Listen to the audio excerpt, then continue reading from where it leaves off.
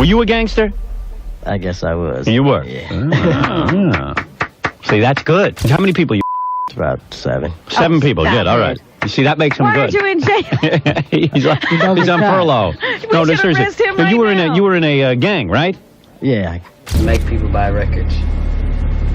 How'd you make it buy it? With a gun. Let's take a trip down the hip-hop rabbit hole, where the tales of legends are as wild as the beats they drop. Enter Eazy-E, the man who practically put Compton on the global map with his crew N.W.A. alongside powerhouses like Dr. Dre, Ice Cube, MC Ren, and DJ Yella. These weren't just artists, they were revolutionaries, carving out a space for gangsta rap that reverberated around the world. But here's the twist. Before Eazy-E became a household name, he was knee-deep in the gritty streets of Compton, tangled up in the rough and tumble world of gang life. Rumor has it that Eazy was running with a crew notorious for all sorts of nefarious deeds.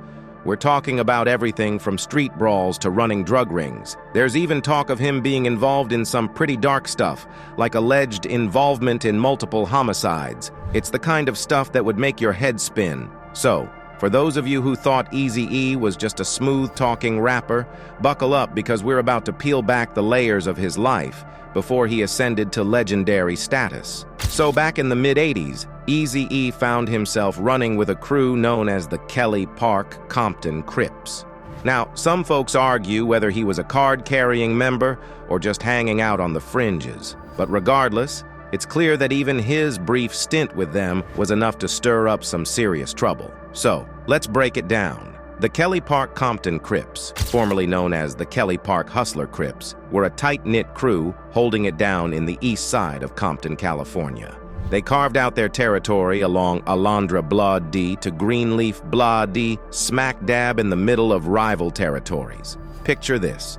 On one side, you had the Atlantic Drive Compton Crips, and on the other, the neighborhood Compton Crips. But back in the day, they were all tight, chilling together at Kelly Park like one big family. Back in that time, it was more unity. Right. You feel what I'm saying? Like, and everybody knows you can go to a lot of Kelly Parks and pull up their sleeve and you're gonna see neighborhood on them. Mm-hmm. You feel what I'm saying? Or in KP. You know? But then, enter the crack epidemic of the 80s. Suddenly, alliances shifted, and what was once brotherhood turned into bitter rivalries. The Kelly Park crew, along with their neighborhood counterparts, found themselves at odds with former allies, sparking off a full-blown turf war by the mid-'90s. And guess who was running in those circles? Yep, Eazy-E was right there in the mix, affiliated with the Kelly Park Compton Crips.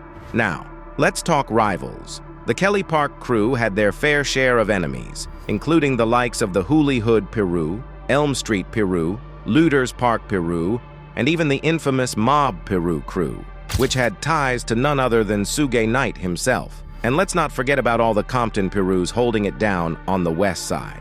When it comes to the Mob Peru crew, which counted Suge Knight among its members, it's worth noting that Eazy-E and Suge Knight were bitter rivals. Their animosity extended beyond the streets and spilled over into the music industry, with tensions reportedly even reaching recording studios. The thing is, the cracks in N.W.A.'s unity began to show once Jerry Heller stepped into the picture as the band's manager. Dr. Dre remembers how Heller's involvement sparked division within the group, playing a game of divide and conquer. Instead of looking out for everyone's interests, Heller focused his attention on Eazy-E, leaving the rest of the crew feeling neglected. With Eazy feeling like he was being taken care of, he didn't see the need to rock the boat. As suspicions grew regarding Eazy-E and Heller's handling of finances, Dr. Dre and the DOC decided to take matters into their own hands.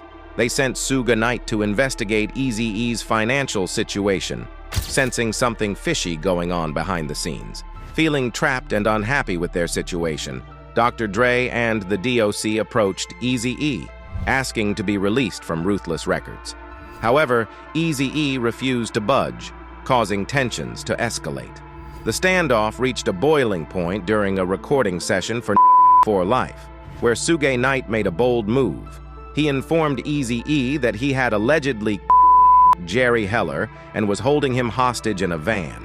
Even with this extreme measure, Eazy-E remained steadfast in his refusal to release Dr. Dre and the DOC from their contracts. Suge tried to destroy my record company with the help of others, Dre. So right now we're getting everything back together and we finna come out, you know. It wasn't until Suge Knight escalated the situation further by threatening Eazy-E's family that the rapper finally relented. Knight handed Eazy-E a piece of paper containing his mother's address, sending a chilling message. Faced with this threat, Eazy-E signed the releases for Dr. Dre and the DOC, effectively bringing an end to N.W.A.'s reign. Also, rumor has it, their animosity ran so deep that some folks speculated Suge Knight might have had a hand in Eazy's untimely demise. The reason is because Knight appeared on Jimmy Kimmel Live and made this crazy joke about K-wording someone with AIDS-infected blood. He said, "This the new thing, right? So if somebody gonna do something to somebody, technology is so high, right? So you shoot somebody, you go to jail forever, kids. You don't want to go to jail forever, right? So they got this new thing out. People sell them all the time. They get this stuff they get blood from somebody with AIDS, and then they shoot you with it. That's the slow death. The Eazy-E thing." They got this stuff they get blood from somebody with AIDS, and then they shoot you with it. Oh, so well, that seems bad. That's a slow death. Yeah. The Eazy-E thing, you know what I mean? Yeah. Jerry Heller was another person close to Eazy-E who believed that foul play was a real possibility. "Do I think something fishy happened to Eazy? Absolutely," Heller told First Fam Radio. "I don't believe for a second that someone with as much money as we did and could afford whatever like Magic Johnson could, who doesn't even test positive anymore. I don't believe that he could have possibly died that quickly from full-blown AIDS. I don't believe that. I think that something went on there. And like I say, I have my own ideas who I think was involved. But all I'm willing to say is this. I'm the only one who didn't profit from him passing away. He even admitted that he wished he'd let Eazy handle Suge Knight back in the day. According to Jerry, Knight is about as shady as they come. In truth, I should have let him kid Suge Knight," Heller told the Post. "Suge Knight's one of the worst human beings on this planet." Despite his association with gang life, Eazy-E managed to carve out a successful career as both a rapper and music executive. He famously co-founded the groundbreaking hip-hop group N.W.A. and later achieved success as a solo artist. While Eazy-E maintained ties to his hometown of Compton and continued to associate with individuals from his neighborhood, it was his contributions to music and business that truly cemented his legacy as a prominent figure in the hip-hop world, shifting the focus away from his earlier gang affiliations. Now, let's take a closer look at the life and journey of Eric Wright, a true legend whose time on this earth was tragically cut short. Born on September 7, 1964, in Compton, California, Eric grew up in a tough neighborhood known for its crime and gang activity. His parents, Richard and Kathy Wright, worked hard to provide for their family, his dad as a postal worker and his mom as a school administrator. Now, Eric's path wasn't exactly a walk in the park. He dropped out of high school in the 10th grade, but later managed to earn his GED. Survival on the streets of Compton wasn't easy. As Jerry Heller, Eric's music manager, recalls, Eric found himself involved in selling drugs to make ends meet, even introducing his cousin to the hustle. While Jerry witnessed Eric selling marijuana, he claimed he never saw him peddling. But Eric's reputation as a dope dealer wasn't just about making money. It was like a suit of armor he wore to protect himself in the dangerous streets he called home.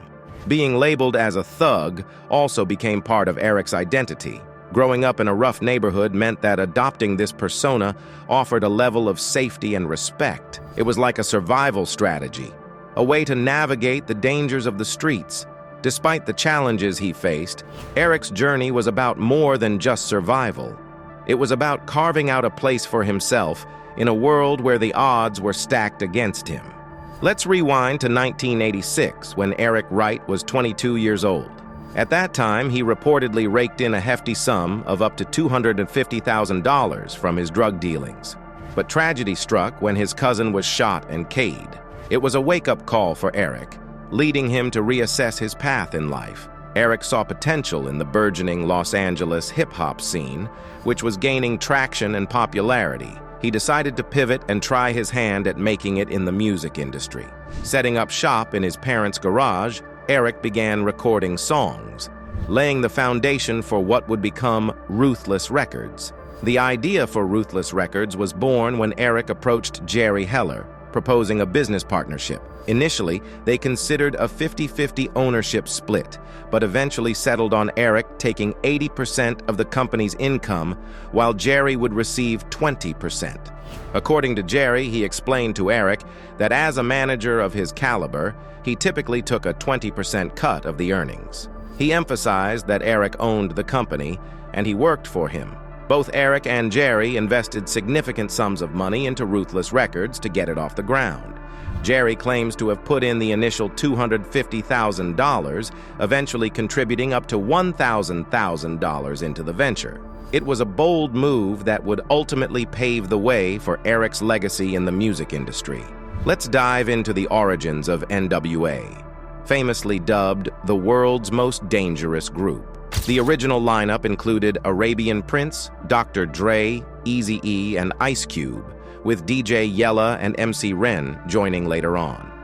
Their compilation album, N.W.A. and the Posse, dropped on November 6, 1987, and quickly earned gold certification in the United States. This album featured tracks previously released as singles under the Macola Records label, which also distributed releases by artists like the Fila Fresh Crew, a West Coast rap group originally hailing from Dallas, Texas. Eazy-E stepped into the solo spotlight with his debut album, Easy Does It, hitting shelves in 1988. This record, labeled as West Coast hip-hop and gangster rap, gained recognition as a pillar of the golden age of hip-hop. Selling over 2.5 million copies in the US and peaking at number 41 on the Billboard 200, it made waves. Produced by Dr. Dre and DJ Yella, with significant contributions from MC Ren, Ice Cube, and the D.O.C., Easy Does It set the stage for N.W.A.'s explosive follow-up,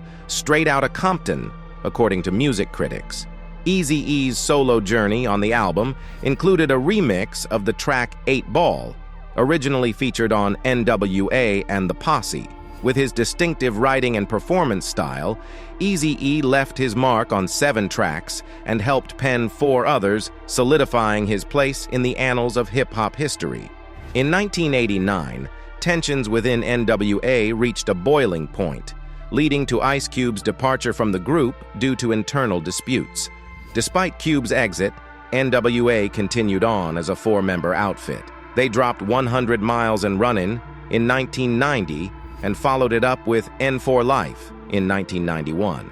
The release of these albums sparked a fiery diss war between N.W.A. and Ice Cube, with shots fired back and forth through tracks. Ice Cube hit back hard with No Vaseline, a blistering response featured on his album Death Certificate. Despite the rift, Eazy-E remained involved in N.W.A.'s projects, lending his talents to 7 out of the 18 tracks on N.W.A. Life. In a surprising turn of events, Eazy-E attended a lunch event in March 1991, hosted by then U.S. President George H.W. Bush to benefit the Republican senatorial inner circle. A spokesperson for Eazy-E explained that his support for Bush stemmed from the president's handling of the Gulf War. This move raised eyebrows, given the rapper's reputation and the political landscape of the time. In 1993, Eazy-E found himself deeply involved in the aftermath of the Rodney King beating case. He regularly attended court proceedings, standing in solidarity with Theodore J. Briseno, one of the officers involved in the incident. Eazy-E's support for Briseno stemmed from their connection through mutual legal representation.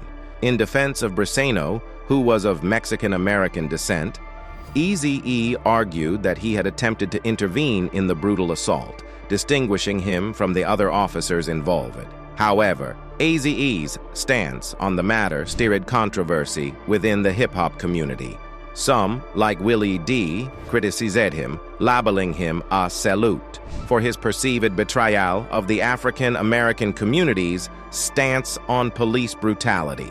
Meanwhile, tensions between Eazy-E and Dr. Dre continued to escalate. The release of Dre's debut album, The Chronic, included a track titled F-Wit Dre Day and Everybody's Celebratin', which contained derogatory lyrics aimed at Eazy-E. Not one to back down, Eazy-E fired back with the EP, It's On Dr. Dre 187 Killa, featuring tracks like Real Mutheffing G's and It's On.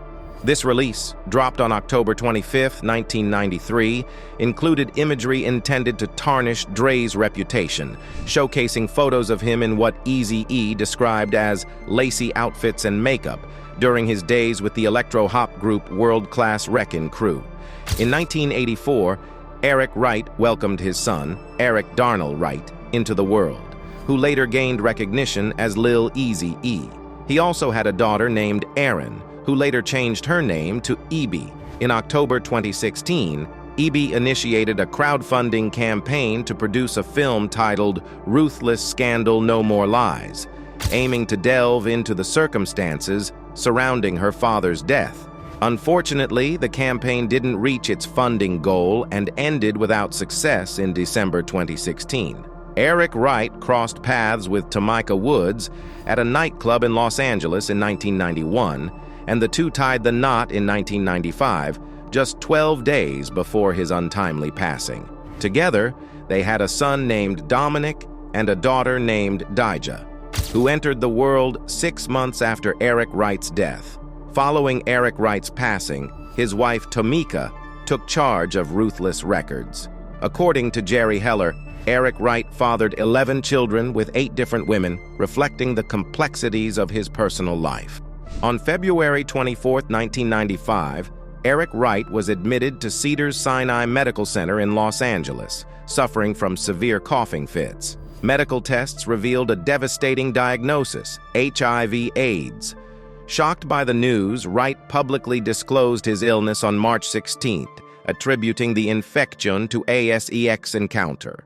Despite his deteriorating health, Wright remained active, even reconciling with former bandmate Ice Cube during the week of March 20. Aware of his impending fate, he penned a heartfelt final message to his fans. Tragically, on March 26, 1995, Eazy-E succumbed to AIDS-induced pneumonia just 1 month after receiving his diagnosis. He was only 30 years old, though many reports mistakenly listed his age as 31 due to an error in his birth date. Wright's funeral, held on April 7th at Rose Hills Memorial Park in Whittier, California, drew over 3,000 mourners, including Ice Cube and DJ Yella. He was laid to rest in a gold casket, dressed in his signature flannel shirt, jeans, and Compton hat. In a testament to his enduring impact on music, Eazy-E was posthumously honored with a Grammy Lifetime Achievement Award in 2024 as a member of N.W.A., solidifying his status as a seminal figure in hip-hop history. That's it for today. Goodbye.